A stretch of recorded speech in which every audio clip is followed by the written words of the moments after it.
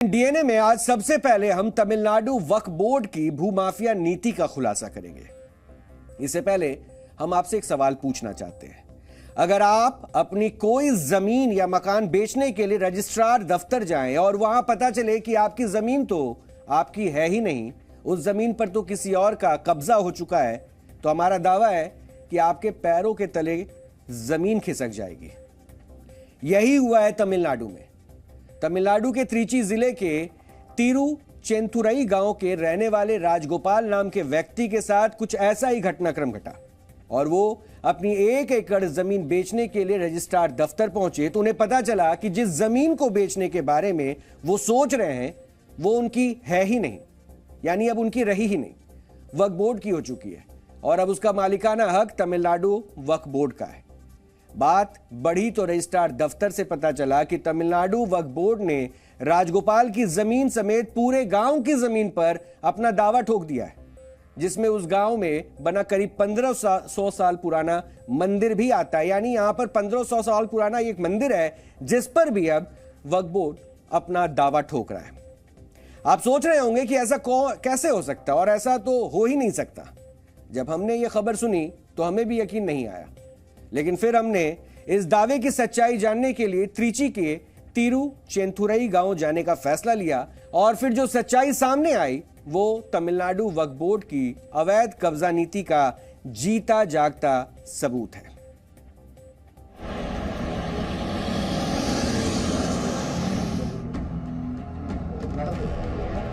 पैंसठ वसंत देख चुके राजगोपाल को जब त्रिची के लैंड रजिस्ट्रार ने अपनी जमीन बेचने के लिए चेन्नई जाकर तमिलनाडु वक्फ बोर्ड से नो ऑब्जेक्शन सर्टिफिकेट लाने के लिए कहा तो उन्हें अपने कानों पर यकीन नहीं हुआ और जब राजगोपाल के हाथ में नोटिस आया तो उनकी आंखों के सामने अंधेरा छा गया।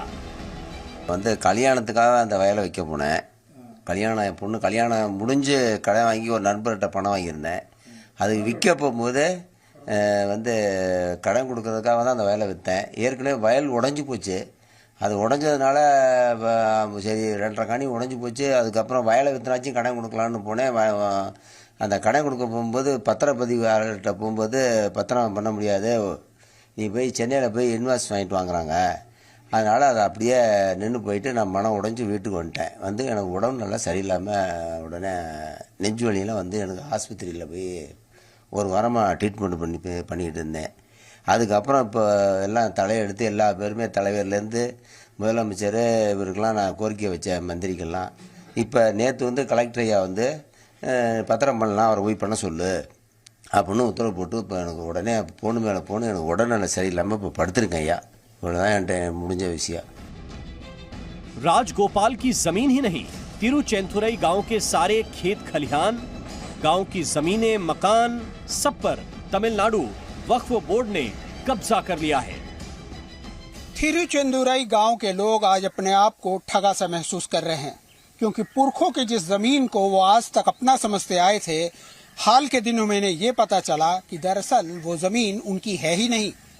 इस जमीन पर तमिलनाडु वक्फ बोर्ड का दावा है। गांव के लोग को यह बात शायद पता ही नहीं चलती अगर राजगोपाल नामक व्यक्ति ने अपनी जमीन का सौदा न किया होता। राजगोपाल ने जमीन का सौदा करने के बाद जब उस जमीन की रजिस्ट्री कराने की कोशिश की तो उसे सरकारी कार्यालय में बताया गया कि जमीन को बेचने से पहले उसे तमिलनाडु वक्फ बोर्ड से नो ऑब्जेक्शन सर्टिफिकेट लाने की जरूरत है। इस गांव की आबादी 95% हिंदू है और ये जमीन मुस्लिम वक्फ बोर्ड की। गांव के लोग इस सच को पचा नहीं पा रहे। इस गांव में 95% आबादी हिंदुओं की है। वर्ष 1985 में 22 मुस्लिम परिवार जरूर यहां आकर बसे हैं, लेकिन पूरा गांव हिंदू बाहुल्य है। करीब 15,000 की आबादी वाले इस गांव के आसपास करीब 369 एकड़ की संपत्ति है। गांव में एक प्राचीन मंदिर भी है जो 1500 साल पुराना बताया जाता है, यानी इस्लाम धर्म से भी पहले का। यह बेईमानी करने में कोई कानून का जरूरत नहीं ना। जब हम प्रत्यक्ष देख रहे हैं यहाँ, इसलिए मैंने खुद यहाँ आया हूँ। और मेरा मदर का विलेज बाजू विलेज है, यहाँ बिछंडार कोयल। तो हम मदर यहाँ का ही पैदा हुए पढ़े, इसलिए सब हमारा लोग ही है। यहाँ 95% हिंदूस है। तब कैसे ये प्रॉपर्टी और ये जो मंदिर है यहाँ पर जहाँ हम खड़े अभी, यह मंदिर आदित्य सोरेन का बना हुआ है। उसका मतलब ये शायद इस्लाम आने का पहले से है। तो इसका 400 एकर्स लैंड है, उसका भी इंस्क्रिप्शन है इस मंदिर में। तब कैसे ये वक्फ प्रॉपर्टी बना? यह हो सकता है CEO ऑफ वक्फ बोर्ड ये सोचा होगा, अरे ये तो जो चीफ मिनिस्टर है, जो सरकार है, या एंटी हिंदू है, इसलिए हम कुछ भी यहाँ कर सकते हैं गैर कानून काम, इसलिए आया है। यहाँ के RDO उसको महसूस किया है ये गलत काम हो रहा है करके, इसलिए रजिस्ट्रेशन को कल शाम से अनुमति दिया है। लेकिन वो बोला कि ये टेम्पररी करके, nothing doing, it's a permanent Hindu village. Tamil Nadu Waqf board की इस कारस्तानी पर सवाल उठाने के बजाय रजिस्ट्रार कार्यालय गांव वालों को ही नोटिस दे रहा है और घोषणा कर रहा है कि गांव की सारी संपत्ति तमिलनाडु वक्फ बोर्ड के अधीन है और वक्फ बोर्ड की अनुमति के बगैर कोई संपत्ति ना खरीदी जा सकती है और ना ही बेची। सवाल यह है कि एक हिंदू बाहुल्य गांव को वक्फ बोर्ड अपनी प्रॉपर्टी कैसे घोषित कर सकता है? आखिर कौन से कानून में वक्फ बोर्ड को इस मनमानी की इजाजत मिली है जो वक्फ बोर्ड को इतनी असीमित ताकतें देता है? अब पूरा तिरुचेंथुरई गांव ये सोच सोचकर परेशान है कि वक्फ के कब्जे से अपनी जमीनों और संपत्तियों को कैसे छुड़ाएं। तमिलनाडु के तिरुचिरापल्ली का त्रिचेंदुरई गांव, इस गांव की आबादी है 3,500 और कुल जमीन है 389 एकड़। इस जमीन पे यहाँ के लोगों के मकान बने हैं, खेत खलिहान हैं, यहाँ तक कि मेरे पीछे नजर आने वाला 13वीं शताब्दी का ये शिव का मंदिर भी इस गांव की जमीन पर ही खड़ा है। गांव वाले इन जमीनों पर पुश्त दर पुश्तों से रहते चले आ रहे हैं, पर आश्चर्य ये है कि आज की तारीख में यदि वो इस जमीन को बेचना या खरीदना चाहें तो ऐसा करने से पहले उन्हें तमिलनाडु वक्फ बोर्ड से नो ऑब्जेक्शन सर्टिफिकेट लेना पड़ेगा, क्योंकि तमिलनाडु वक्फ बोर्ड का ये दावा है कि ये पूरा गांव वक्फ बोर्ड की संपत्ति है। इस वास्तविकता के सामने आने के बाद गांव वालों में रोष है और वो न्याय की मांग कर रहे हैं। सरकारी स्तर पर इस मामले को निपटाने की कोशिशें की जा रही हैं, पर अगर मामला नहीं निपटा तो ये कानूनी अदालत तक भी जा सकता है। कैमरामैन तारक रामू के साथ जयपाल शर्मा, त्रिचिरापल्ली, तमिलनाडु। ये सिर्फ एक गांव का मामला नहीं है जिस पर तमिलनाडु वक्फ बोर्ड ने अपना मालिकाना हक घोषित कर दिया है, बल्कि अकेले त्रिची जिले में कम से कम 6 ऐसे गांव हैं जिन्हें वक्फ बोर्ड ने अपनी संपत्ति घोषित किया हुआ है। ये कागजात मेरे साथ है, ये डॉक्यूमेंट है, ये सबूत है। ये तमिलनाडु वक्फ बोर्ड का वो दस्तावेज है जिसमें त्रिची जिले में वक्फ बोर्ड की सारी संपत्तियों के डिटेल्स है और जिसका ब्यौरा त्रिची के रजिस्ट्रार दफ्तर को भी भेजा गया है। और इस दस्तावेज पर 18 अगस्त 2022 की तारीख पड़ी हुई है और ये 20 पन्नों का दस्तावेज है जिसमें बोल्ड अक्षरों में लिखा हुआ है, any sale, exchange, mortgage or transfer of the work properties shall be a void ab initio under section 51, 1A and 104A of Work Act 1995। यानी सीधे सीधे किसी भी तरह के खरीद फरोख्त, लेन देन यानी मॉर्गेज रखना भी साफ साफ मना है। और यह है 1995 एक्ट का हवाला देते हुए वक्फ बोर्ड का दावा। और स्क्रीन पर भी हम उस डॉक्यूमेंट को आपको दिखा रहे हैं। इसमें के बाद आप इस डॉक्यूमेंट में इस दावे को तो आप देख ही रहे हैं जो साफ साफ वक्फ बोर्ड कह रहा है। और ऐसा ही कुछ हुआ कि आप सोचिए कि 1000 साल से पुराने मंदिर पर भी अब वक्फ बोर्ड ने दावा ठोक दिया है। इसके अलावा इनके जो पन्ने अगर पलट के दिखाएं तो इसमें इतने नाम है कि मैं आपको पढ़कर अभी बता भी नहीं सकता। और इन तमाम जिलों में, सिर्फ एक जिले के, और इन तमाम जमीनों पर वक्फ बोर्ड ने दावा ठोक दिया है। और सबसे खास बात, ये हिंदू बाहुल गांव है और यहां पर वक्फ बोर्ड उन जमीनों पर दावा ठोक रहा है। लेकिन त्रिची के एक हिंदू बाहुल्य गांव पर वक्फ बोर्ड ने अपना मालिकाना हक जताकर अब कई सवाल भी पैदा कर दिए हैं, जिन्हें समझने के लिए आपको पहले यह समझना होगा कि आखिर वक्फ होता क्या है और वक्फ बोर्ड कैसे काम करता है। वक्फ अरबी भाषा का शब्द है जिसका मतलब होता है वो संपत्ति जो अल्लाह के नाम पर दान दी गई हो। वक्फ पैसा या संपत्ति का हो सकता है जिसका इस्तेमाल गरीबों की भलाई के लिए हो सके।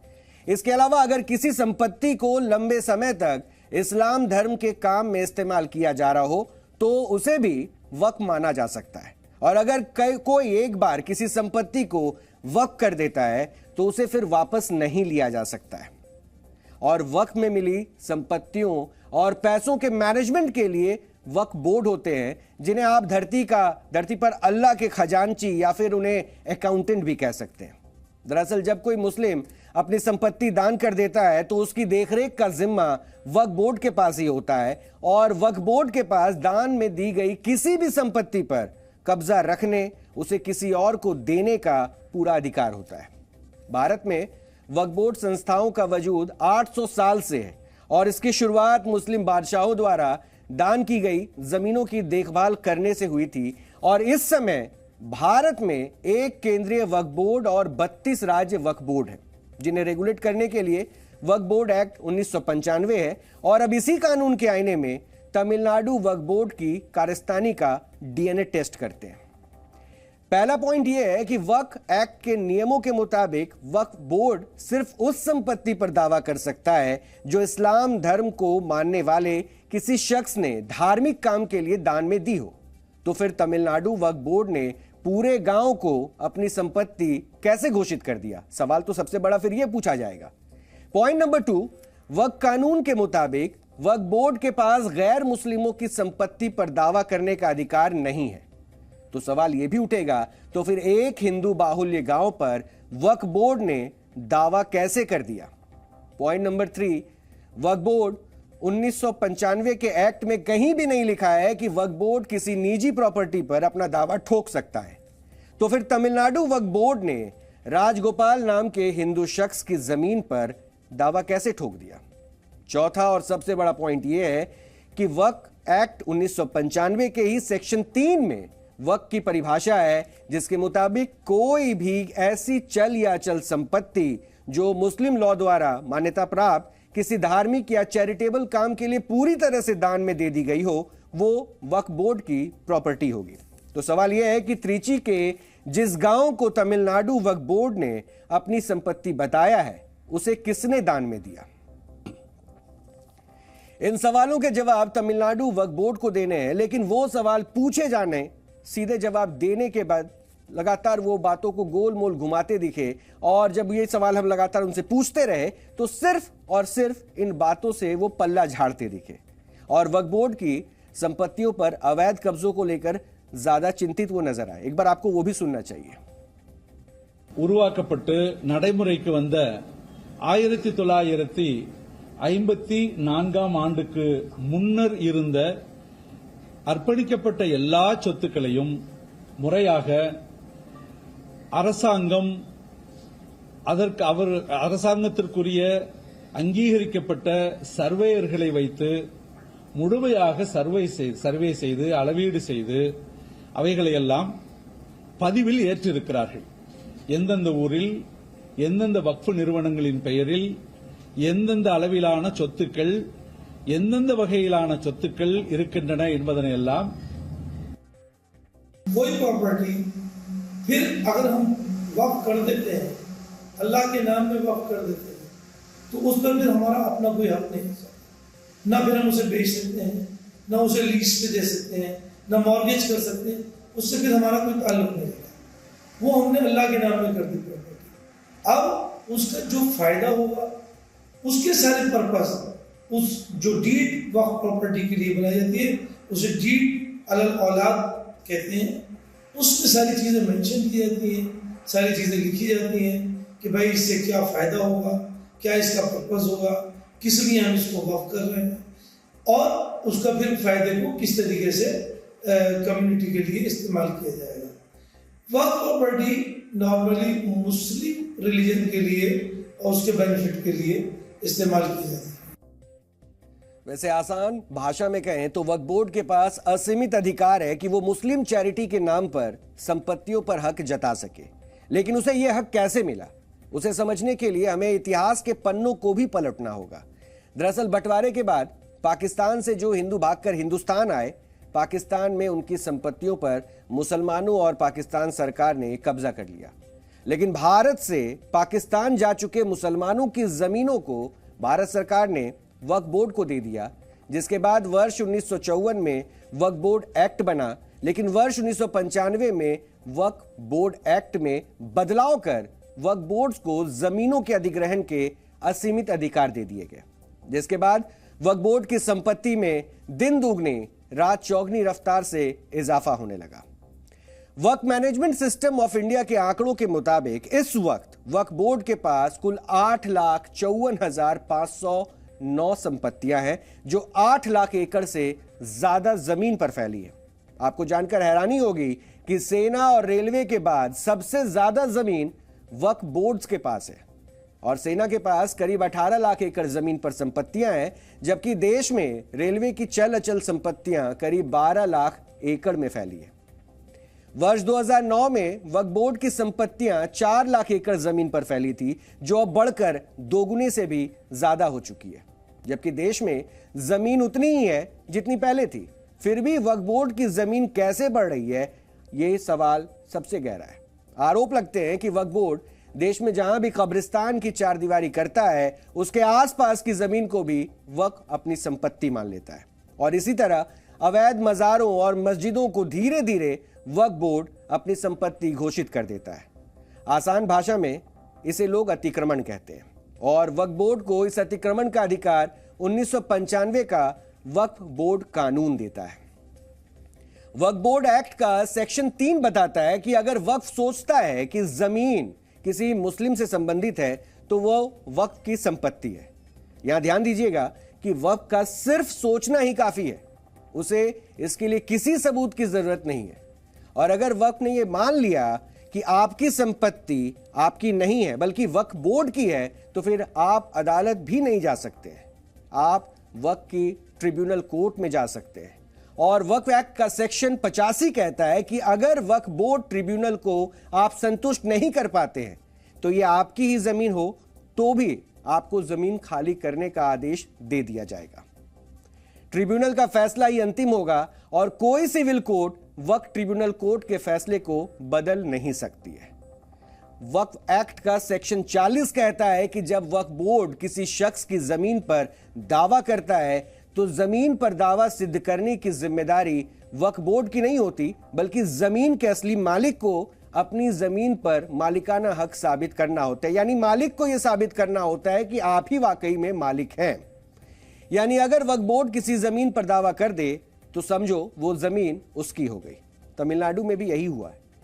दिल्ली हाई कोर्ट में इसी साल अप्रैल में एक याचिका दायर की गई है, जिसमें वक्फ एक्ट के प्रावधानों को चुनौती दी गई है। वक्फ बोर्ड का कॉम्बिनेशन क्या है? उसमें एक एमएलए होगा, वो मुस्लिम होगा, एक एमपी होगा सांसद, वो भी मुस्लिम होगा, एक उसमें एडवोकेट होगा, वो भी मुस्लिम होगा, एक उसमें आईएएस ऑफिसर होगा, वो भी मुस्लिम होगा, एक टाउन प्लानर होगा या इंजीनियर होगा, वो भी मुस्लिम होगा, एक स्कॉलर होगा, वो भी मुस्लिम होगा, और एक मुतवल्ली होगा। कहने का मतलब 7 के 7 जो मेंबर हैं वो सारे के सारे मुस्लिम होंगे। अब पावर कितनी दिया? पावर ऐसी दिया कि अभी आपने सुना ही है कि तमिलनाडु में एक पूरे गांव को इन्होंने वक्फ प्रॉपर्टी घोषित कर दिया। ये वक्फ बोर्ड जो बना है, इसके पास इतनी पावर है कि आपके घर के पास आए और ये कह दे ये वक्फ प्रॉपर्टी है, तो आपको सिद्ध करना पड़ेगा कि आपकी प्रॉपर्टी है। वक्फ बोर्ड को कुछ नहीं सिद्ध करना, बस उसको उंगली रखना है कि भाई ये हमारी वक्फ प्रॉपर्टी है। ऐसी पावर दे रखा है।